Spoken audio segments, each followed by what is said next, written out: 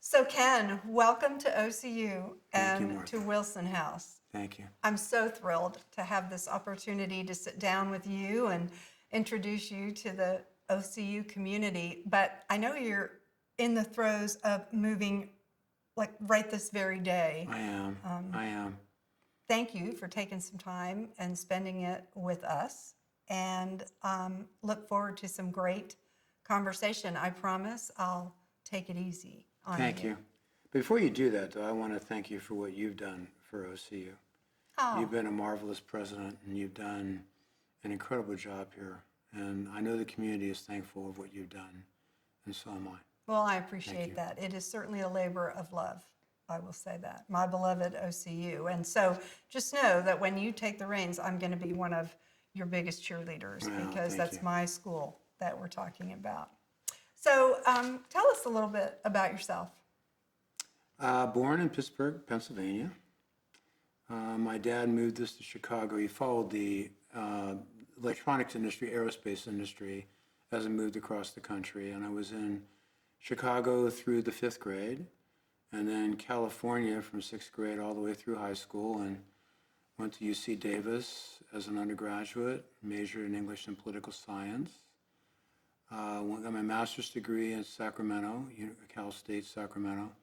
Taught statistics there, fell in love with teaching, and that then in turn pushed me in the direction of a doctorate, and I went to the University of Colorado, and the rest of it was history after that.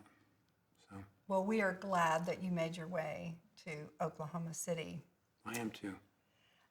You spoke several times about your late wife, Nancy, in your interview process and your family, your sons. Tell us a little bit about how you and Nancy met and about your sons. We met at Davis as freshmen. College sweethearts. Exactly. In fact, she brought me back to school. I had decided I didn't want to do that, and I just was in the back of my mind. I went, I got to go back and see that lady, and that in turn resulted in me going back to school.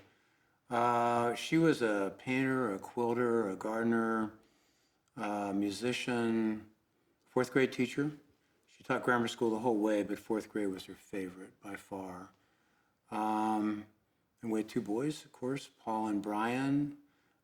Paul got his law degree at Washington University and practiced law for about 8 years in New York.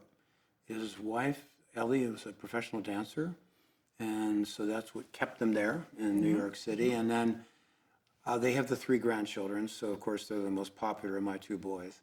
And Brian was a graduate of the Berklee College of Music and toured for about 3 years with a reggae band, and then decided the road life was not for him, and went back and got his master's degree in electrical engineering and works at Sandia Laboratories in Albuquerque and married a marvelous lady by the name of Jess. So, Wow, I just was thinking reggae band to Yeah. electrical engineering. actually, music and math often go together. Yeah, That makes sense. yeah, yeah. So let's switch gears and get to OCU. There's always talk with new leadership, the first 100 days. What are you thinking about what your first 100 days will be like and what you plan to accomplish? Well, maybe the best way to respond to that is to use a vernacular out of Australia, which I spent some time in the outback there, and I'd refer to it more like a walkabout. And walkabouts are traveling out in the bush and really not having a destination, but willing to augment the direction you go based on what you experience. And they do that in large part because water is so precious in the outback, and they'll often go from one destination to another based on where the water source is. The problem is in the first 100 days is you tend to hear the loudest voice, and that may not be the voice you want to hear. So the walkabout helps you discover, and that means talking to faculty and staff and students and the community. And once you get a sense, you can rally teams together and begin addressing issues that seem to be pertinent and others that may take a while to get to. But that's what the first 100 days for me is going to be like. I do like that taking time to listen to all the voices is really important. And I think that's really a great way to start. So I appreciate that. You're welcome. You know, I think one of the things that you heard loud and clear, particularly when talking with students through the process, was about sustainability and the sustainability of our campus. I know it's an aspirational goal, but how do you think that we could work our way towards a more sustainable campus? Well, sustainability, as you know, is a continuum. There are gradients ranging from modest levels of sustainability all the way up to actually achieving full sustainability capability. But there are two parts of sustainability. One is the consumption pattern of energy, and the other is how you source it. So on the consumption pattern side of it, that's really how and how much you consume. So aerosols, size of spaces, heating and air conditioning units, materials in the building, a variety of other things that could be part of that whole gambit of what's considered in the context of consumption. Unless you deal with consumption, then you really can't begin to deal with sustainability, because you can't sustain something that's excessively consumed.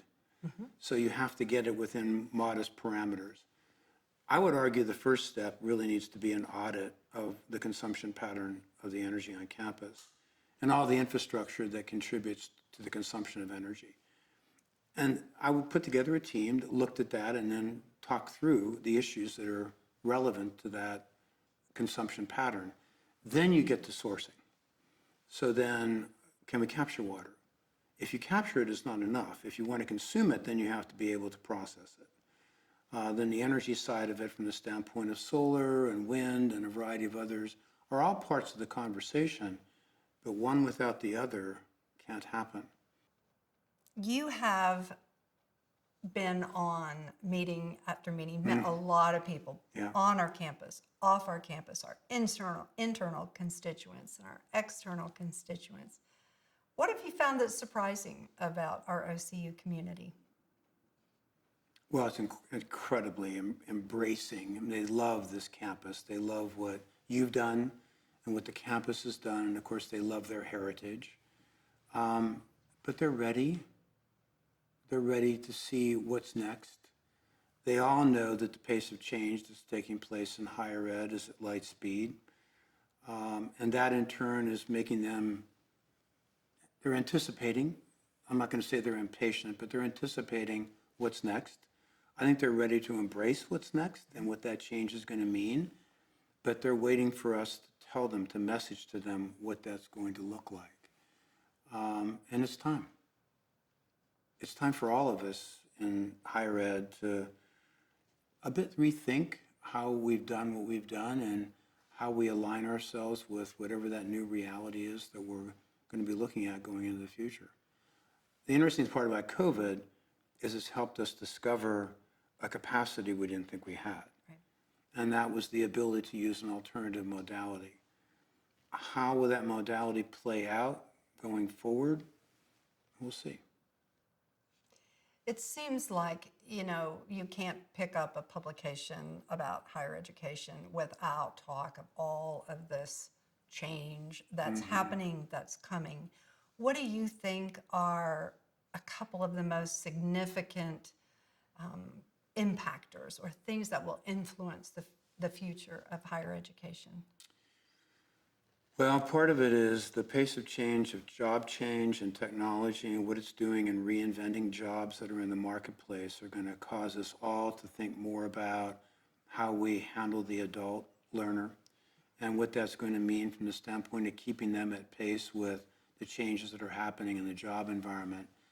And that's going to probably mean certificates and competencies that we develop that help people in the next step. Cyber is an illustration. There are airplanes that were paralyzed just over the last few weeks because they had a cyber attack. How do we build systems that are better able to deal with filtering the cyber attempts on our various information systems?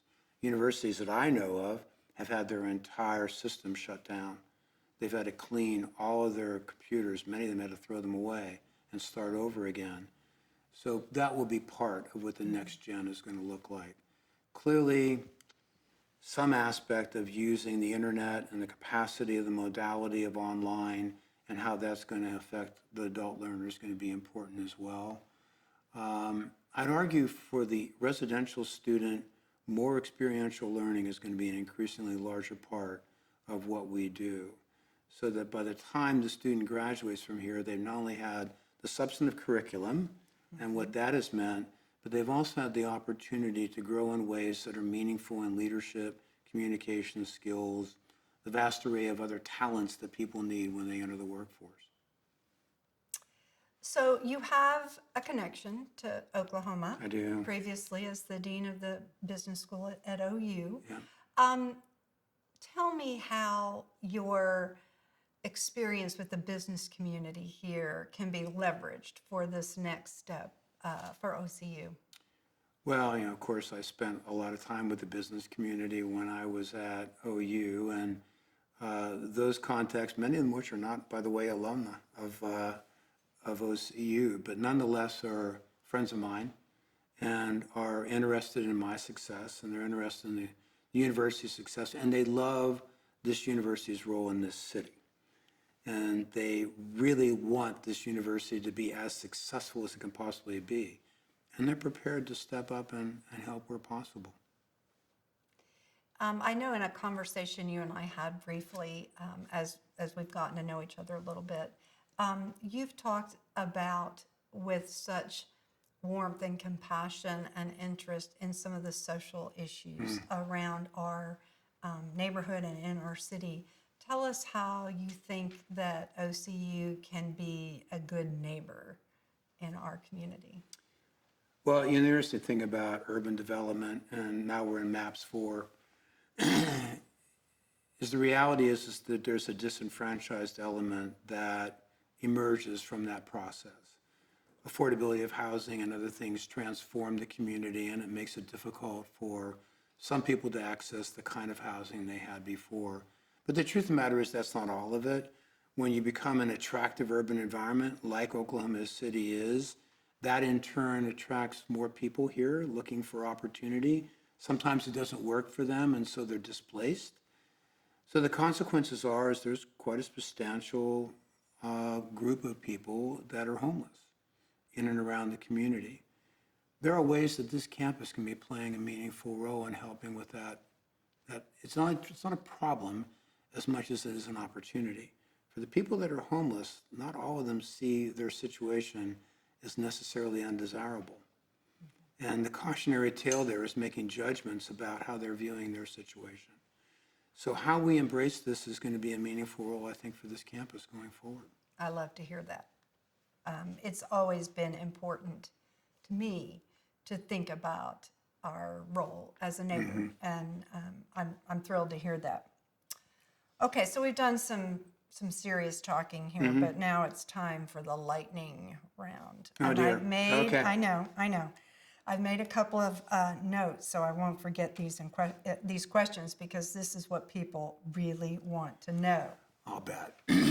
What's your favorite time of day? Morning.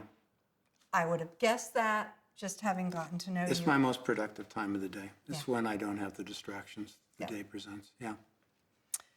What's the latest show you've binge watched?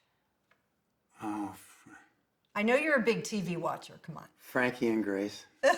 I'm going to admit it. I'm going to admit it.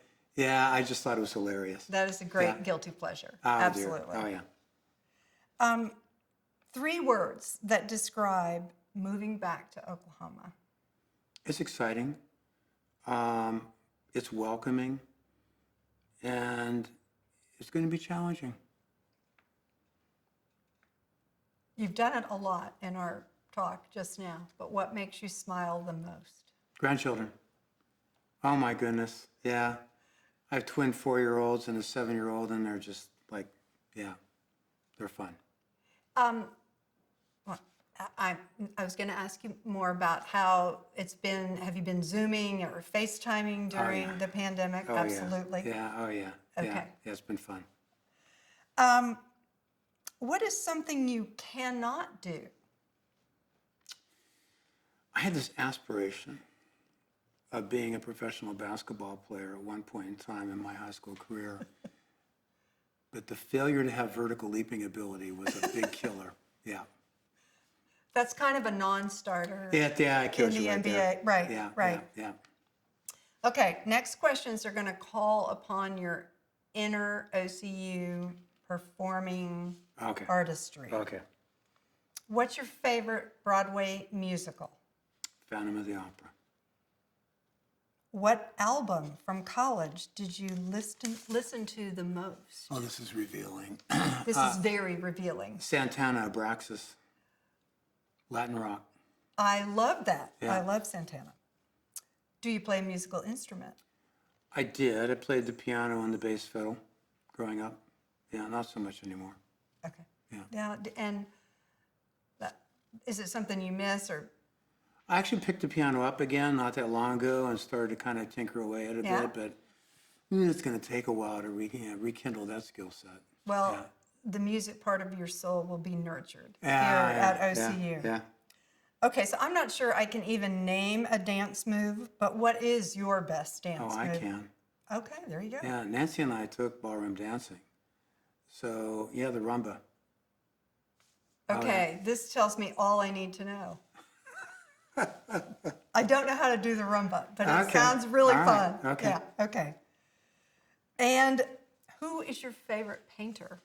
Well, Nancy was my favorite painter. But if I go beyond that obvious bias, I'd probably go Marc Chagall. Oh, good choice. I love your answers. Okay, last question. What is one thing people often get wrong about you? I think there's obviously a tendency for me to be rather direct, and I can appear to not be as warm as I am. Well, I have to say that for me, it's been such a pleasure getting to know you just a little bit as you've begun the transition here Yeah, to thank you. Oklahoma City Likewise. University. And I feel like there is much to do, and I'm thrilled that you are going to be at the helm doing it, and I am ready, willing, and able to help anytime I can. So thank you so much for sitting down with me today and helping us learn a little bit more about you. Thank you. Martha. Thank you. Enjoyed it. Thank you.